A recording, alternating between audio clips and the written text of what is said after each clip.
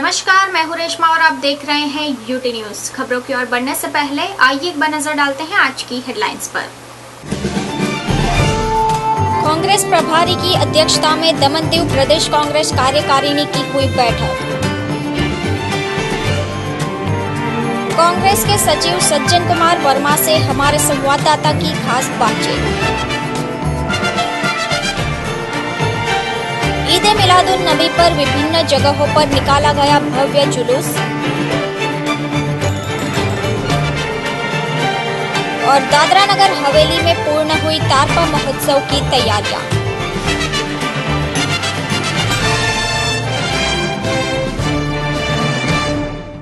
आइए बढ़ते हैं खबरों की ओर। अखिल भारतीय कांग्रेस कमेटी के महासचिव की अध्यक्षता में दमनदीव प्रदेश कांग्रेस कार्यकारिणी की बैठक आयोजित हुई। बुधवार के दिन अखिल भारतीय कांग्रेस कमेटी के महासचिव एवं संघ प्रदेशों के प्रभारी गुरुदास कामत का दमन दौरा हुआ। इस मौके पर मोटी दमन स्थित कांग्रेस भवन में दमनदीव प्रदेश कांग्रेस कार्यकारिणी की एक महत्वपूर्ण बैठक आयोजित की गई थी। इस बैठक में कांग्रेस प्रभारी गुरुदास कामत और सह प्रभारी एवं सचिव अश्विन शेखरी, सचिव सज्जन कुमार के अलावा प्रदेश कांग्रेस अध्यक्ष केतन पटेल, महासचिव खुर्शीद मांजरा, पूर्व सांसद डायाभाई पटेल, अल्पसंख्यक कमेटी के चेयरमैन बहाउद्दीन बेग, महिला मोर्चा अध्यक्षा बकुबेन तोड़ीवाला समेत राष्ट्रीय स्तर के नेता, प्रदेश कांग्रेस के पदाधिकारी एवं बड़ी संख्या में कांग्रेसी कार्यकर्ता उपस्थित रहे। इस दौरान प्रदेश में कांग्रेस पार्टी को और मजबूत करने एवं स्थानीय स्वराज संस्था के चुनाव जीतने पर रणनीति की खास चर्चा की गई। साथ ही दमन नगर पालिका चुनाव में सभी 15 वार्डों में कांग्रेस पार्टी के चिन्ह पर कांग्रेस प्रत्याशी उतारे जाने का निर्णय भी लिया गया। गुरुदास कामत के मुताबिक इस बार के नगर पालिका चुनाव में प्रदेश की बुनियादी आवश्यकताओं का मुद्दा लेकर कांग्रेस पार्टी चुनाव लड़ेगी। इसके अलावा आयोजित इस बैठक के माध्यम से झूठे वादे और झूठा प्रचार कर केंद्र में सत्ता हासिल करने वाली भाजपा सरकार के खिलाफ कई तीखे प्रहार भी किए गए। राहुल जी के निर्देश पे, हमारे उपाध्यक्ष के निर्देश पे सारे पीसीसीज को हर महीने एग्जीक्यूटिव की बैठक बुलाने के निर्देश दिए गए हैं और आगे आने वाले चुनाव के बारे में विस्तार में चर्चा की है। किस तरह से लड़ने की आवश्यकता है, किस तरह से कैंडिडेट उतारने की आवश्यकता है और किस तरह से एग्जीक्यूटिव कमेटी इनकी और सक्षम हम बना सकते हैं ताकि ज़्यादा से ज़्यादा लोगों को साथ लेकर सक्रिय लोग जो काम करना चाहते हैं, जो लोग कमेटी में नहीं हैं, उनको किस तरह से जोड़ा जा सकता है, उन तमाम बातों पर आज चर्चा हुई। कई लोगों की राय इसमें लिए गए और हमारी कोशिश हर सीट पे कांग्रेस का ही नुमाइंदा हो, यही हमारी कोशिश रहेगी। इस नगर पालिका चुनाव में मुख्य एजेंडा आपका क्या रहेगा? केतन पटेल आपके अध्यक्ष हैं, आप भी यहाँ के प्रभारी हैं, किस तरह की रणनीतियाँ रहेंगी? क्या केंद्रीय मुद्दे यहाँ पर उठाएंगे जो भ्रष्टाचार में भाजपा के ऊपर जो राहुल जी अदर लोग एलिगेशंस लगा रहे हैं, वो मुद्दा रहेगा या कोई और मुद्दा नगर पालिका चुनाव में आप लेकर आएंगे? देखिए, नगर पालिका के चुनाव में लोगों की आम सुविधाएं जो रोज की निजी जिंदगी से ताल्लुक रखते हैं, उनसे संबंधित वो चुनाव होते हैं। लोकल प्रॉब्लम्स जो डेली उनके नगर पालिका की तरफ से जो सुविधाएं मिलने की आवश्यकता है, जो जिम्मेदारी नगर पालिका के ज़रिए निभाने की आवश्यकता है, उन मुद्दों पर चुनाव होता है और उन्हीं मुद्दों पर लोगों का विश्वास प्राप्त करने की कोशिश हमारी पार्टी करेगी। भ्रष्टाचार की बात जिन लोगों ने किया है, वो जब एक उनके साथ हाथ में हाथ मिलाकर भ्रष्ट होना नहीं चाहता है तो एडमिनिस्ट्रेटर चेंज कर देते। यही काम चला है। एक स्मृति ईरानी के डिपार्टमेंट में, एचआरडी डिपार्टमेंट में 1 साल के अंदर 12 ज्वाइंट सेक्रेटरीज बदले गए, 4 उनके प्राइवेट सेक्रेटरीज बदले गए। उनको पूरी छूट है, जितने चाहिए प्राइवेट सेक्रेटरीज रखो, निकालो, रखो, निकालो। जबकि होम मिनिस्टर राजनाथ सिंह, जिन्होंने भारतीय जनता पार्टी का अध्यक्ष रहते हुए इनको प्रधानमंत्री का नुमाइंदा घोषित किया, उसको भी अपना प्राइवेट सेक्रेटरी मोदी के अनुमति के बाद ही बनाने की सोच। इस तरह की सरकार चली है। वहाँ क्या खूबी है किसमें मैं नहीं जानता हूँ, लेकिन कुछ लोगों को पूरी छूट है और कुछ लोगों के हाथ पैर बांध के बोलते हैं काम करो। केतन पटेल ने 2 अक्टूबर गांधी जयंती पर एक रैली भी यहाँ पर किया था और मिनी असेंबली की मांग की थी। कब यहाँ का सपना पूरा होगा मिनी असेंबली का? बिल्कुल, ये राइट है। यहाँ पे राजीव गांधी का सपना था पंचायती राज अगर होगा तभी भारत सशक्त बन पाएगा। ये कांग्रेस की देन है, तो उसे इम्प्लीमेंट क्यों नहीं किया जा रहा है? हमारी सहानुभूति और समर्थन इस प्रस्ताव के लिए पूरी तरह से हमारी पार्टी की है और वो प्रस्ताव यहाँ से पार्टी की तरफ से किया गया। संसद में जब संसदीय कार्यालय के मंत्री अपने बंसल जी थे, उन्होंने इसको मूव भी किया था और पारित करने की कोशिश भी की थी। जहाँ पर भी वो रुकी हुई है वहाँ से आगे लेने के लिए हम लोग पूरी तरह से कोशिश। क्या माना जाए कि 2019 में अगर केंद्र में आपकी सरकार आएगी तो इस पे जरूर आप इसे अमली जामा पहनाएंगे? पहले आप सरकार में भारी बहुमत में हमें लाइए, 2/3 बहुमत दोनों सदनों में हो तो ये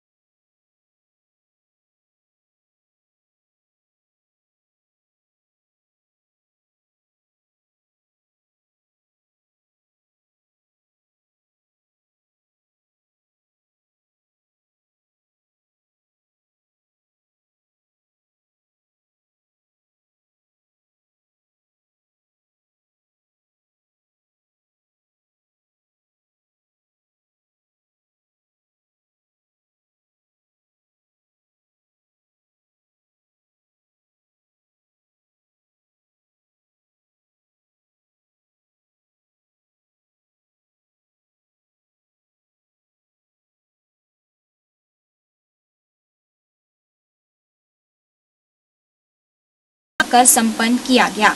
वहीं इस जुलूस के तहत सुरक्षा व्यवस्था भी चाक चौबंद रखी गई थी। लिहाजा भाजपा माइनॉरिटी सेल के अध्यक्ष आरिफ शेख ने इस पर्व की महत्वता के बारे में जानकारियां दी।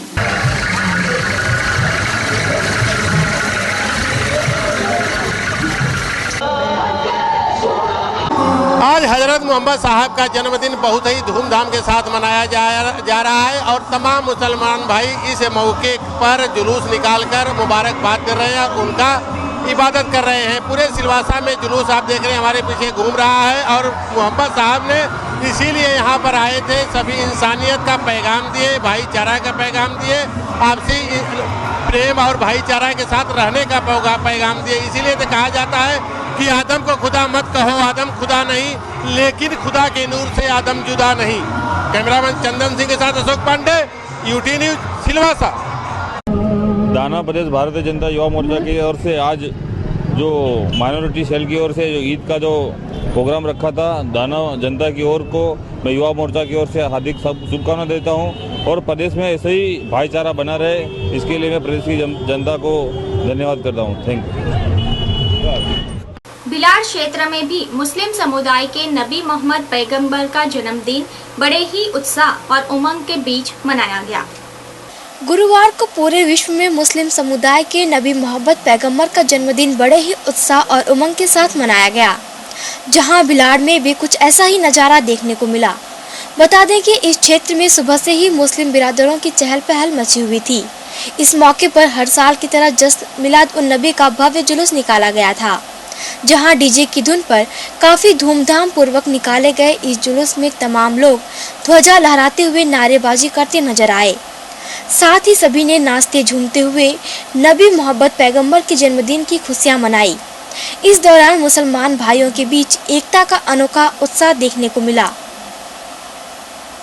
वहीं इस जुलूस के दौरान जगह जगह लोगों के लिए खान पान की व्यवस्था भी की गई थी।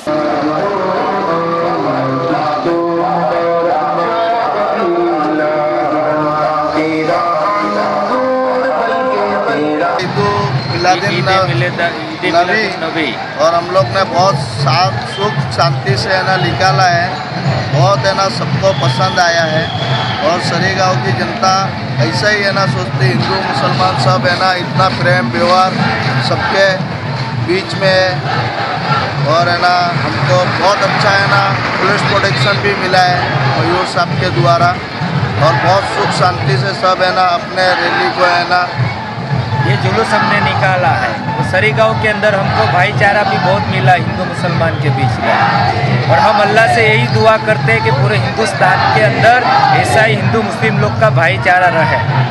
दमन की प्रतिष्ठित होटल डेल्टिन में नए साल की तैयारियां जोरों शोरों पर जारी है। दमन में नाताल और आने वाले नए साल की तैयारियां जोरों से चल रही है। दमन में पर्यटकों के लिए अच्छी से अच्छी सेवा देने के लिए दमन की सभी होटलें तत्पर हैं। ऐसे में दमन की प्रसिद्ध होटल डेल्टिन सबसे आगे है। होटल डेल्टिन के सभी लोग मैनेजमेंट से लेकर नीचे तक के सभी कर्मचारी अपना अपना योगदान दे रहे हैं। 31 रात्रि को जहां जश्न का माहौल बनेगा, वहां गीत संगीत के साथ साथ पर्यटकों को सबसे ज्यादा आनंद आएगा। वह है डेल्टिन के तरह तरह के व्यंजन। डेल्टिन के शेफ भी पीछे नहीं रहे हैं। सबको आनंद देने में खास इस रात्रि के लिए सभी तरह के पर्यटकों को ध्यान में रखकर एक से बढ़कर एक पकवान तैयार किए गए हैं। डेल्टिन के मुख्य शेफ का कहना है कि यहाँ आने वाले को इस व्यंजन का स्वाद भुलाए नहीं भूला जाएगा।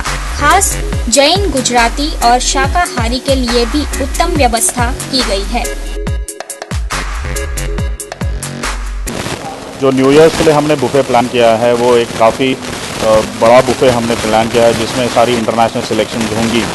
ये अपने आप में एक पहला इवेंट रहेगा दमन में, जहाँ पे हम काफ़ी अंतर्राष्ट्रीय व्यंजनों पर हम फोकस कर रहे हैं, जैसे शावरमाज होंगे, डिमसम होंगे।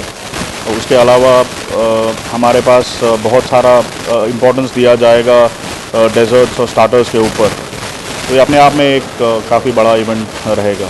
हमारा खाना जो है वो हम पैन एशियन भी करते हैं, कॉन्टिनेंटल भी करते हैं, हमारा इंडियन खाने पर भी काफ़ी ज़ोर होता है।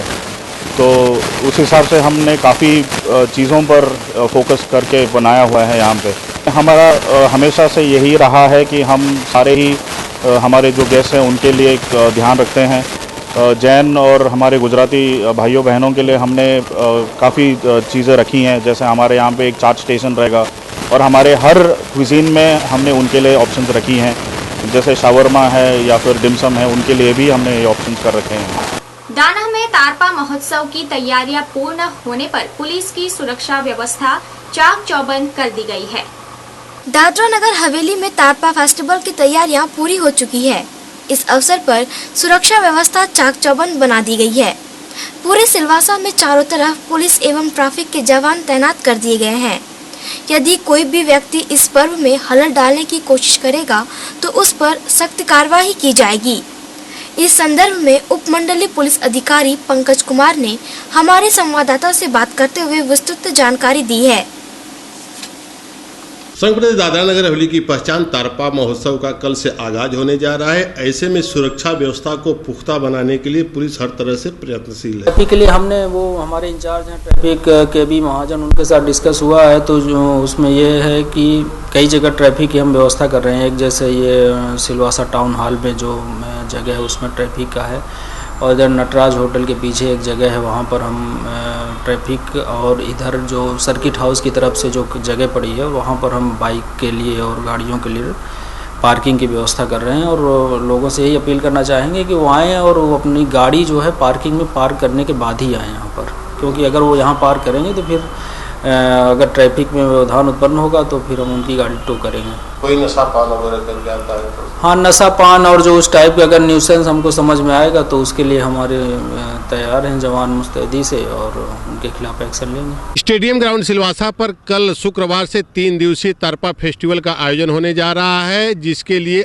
तैयारियां अंतिम चरण में पहुंच चुकी है। मैं मुख्य आयोजन स्थल पर हूं, जहां पर आप देख रहे हैं कि हमारे पीछे स्टेज को सजाया और संवारा जा रहा है। पूरे स्टेडियम सहित सिलवासा को नई नवेली दुल्हन की तरह सजाया गया है और 3 दिनों तक इसी स्टेज पर भव्य सांस्कृतिक कार्यक्रमों का आयोजन होगा। इसके साथ ही साथ खानवेल एवं दुधनी में भी खेल प्रतियोगिता का आयोजन किया गया है, जिसमें दादरा नगर हवेली की संस्कृति, सभ्यता और परंपरा का अनुपम विलोम देखने को मिलेगा। सब मिलाकर यह तैयारी अपने आखिरी दौर में है और उम्मीद कल 10 बजे इसका उद्घाटन होगा और इसके बाद अनवरत 3 दिनों तक यहाँ पर कार्यक्रमों का दौर चलेगा। लोगों में भी काफ़ी उत्साह है और लोग भी इसे लेकर काफ़ी लालायित हैं और अब देखना यह है कि 3 दिनों तक किस तरह से यह माहौल खुशनुमा बना रहता है। कैमरामैन चंदन सिंह के साथ Ashok Pandey, UT news, stadium ground, Silvassa. आइए अब यूटी न्यूज़ इंडिया में देश विदेश की अन्य खबरों पर डालते हैं नजर।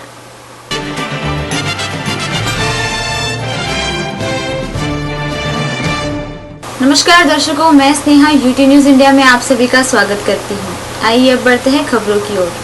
रूस के राष्ट्रपति से पीएम मोदी ने ली मुलाकात और भारत रूस शिखर सम्मेलन में लेंगे हिस्सा। जब सेना का बैंड नुकावा द्वितीय हाईवे अड्डे पर भारत के राष्ट्रगान की धुन बजा रहा था, तब एक रूसी अधिकारी के संकेत के बाद मोदी चलने लगे। हाईवे अड्डे पर प्रधानमंत्री जब आए तो एक रूसी अधिकारी ने अपने हाथ से इशारा किया। ऐसा प्रतीत होता है कि मोदी ने इसका अन्य अर्थ निकाला और चलना शुरू कर दिया। अधिकारी ने शायद बैंड की धुन शुरू करने के लिए ऐसा इशारा किया था। बहरहाल एक अन्य अधिकारी ने मोदी को आगे बढ़ने से रोका। तब मोदी वापस आए और सावधान की मुद्रा में खड़े हो गए। परंपरा के अनुसार राष्ट्रगान बजने पर सावधान की मुद्रा में खड़ा हुआ जाता है। प्रधानमंत्री रूस के राष्ट्रपति व्लादिमीर पुतिन के साथ सालाना शिखर वार्ता के लिए 2 दिन के दौरे पर मॉस्को आए हैं। वहीं प्रधानमंत्री नरेंद्र मोदी मंगलवार को 2 दिवसीय यात्रा पर रूस पहुंचे हैं, जहां उन्होंने वहां के राष्ट्रपति व्लादिमीर पुतिन से मुलाकात की। एटीएम से निकाल ले कैश। त्योहारों और छुट्टियों की वजह से गुरुवार से लगातार 4 दिनों तक बैंक रहेंगे बंद। आज ईद मिलाद है तो कल क्रिसमस, परसों 26 दिसंबर को चौथा शनिवार है तो 27 दिसंबर को रविवार है, यानी आज से रविवार तक बैंक बंद रहेंगे। इस वजह से एटीएम में कैश की भी दिक्कत हो सकती है। जिससे आम लोगों को काफी परेशानियों का सामना करना पड़ सकता है। 4 दिनों तक लगातार बैंक बंद रहने की वजह से कारोबार प्रभावित होने की उम्मीद है। वहीं बैंक बंद होने की वजह से लोगों को एटीएम पर निर्भर रहना होगा। ऐसे में एटीएम और इंटरनेट के माध्यम से ही काम चलाया जा सकता है। कोर्ट फायरिंग दौरान मृतक सुरक्षा पुलिसकर्मी के परिवार को 1 करोड़ देंगे केजरीवाल सरकार। आज सुबह दिल्ली का कड़कड़डुम्मा कोर्ट गोलियों की आवाज से दहल उठा। कोर्ट में पेशी पर अपराधी इरफान को मारने के इरादे से आए 4 लोगों ने फायरिंग की। जानकारी के मुताबिक कड़कड़डुम्मा कोर्ट के रूम नंबर 73 के पास गोलीबारी हुई। इसमें अपराधी इरफान के सीध में 1 और पैर में 1 गोली लगी। इसके साथ ही इरफान की सुरक्षा में लगे कांस्टेबल राजकुमार की मौके पर ही मौत हो गई। दिल्ली की केजरीवाल सरकार ने मृतक राजकुमार के परिवार वालों को 1 करोड़ रुपए देने का ऐलान किया है। इरफान को गंभीर हालत में अस्पताल में भर्ती कराया गया है। इरफान पुरानी दिल्ली के सीलमपुर का रहने वाला है। पुलिस ने इस मामले में 3 लोगों को हिरासत में लिया है। फिलहाल पुलिस द्वारा पूछताछ जारी है। फिलहाल यूजी न्यूज इंडिया के इस बुलेटिन में इतना ही। तब तक के लिए नमस्कार।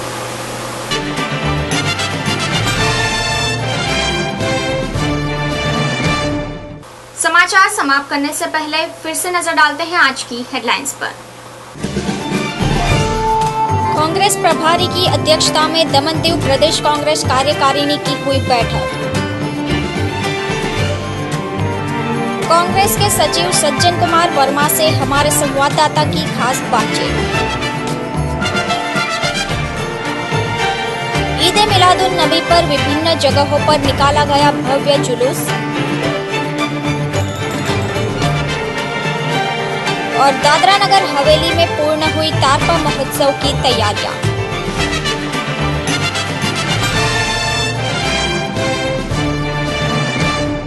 फिलहाल यूटी न्यूज के इस बुलेटिन में इतना ही। अगले बुलेटिन में हम फिर हाजिर होंगे कुछ और ताजा तरीन खबरों के साथ। तब तक के लिए नमस्कार।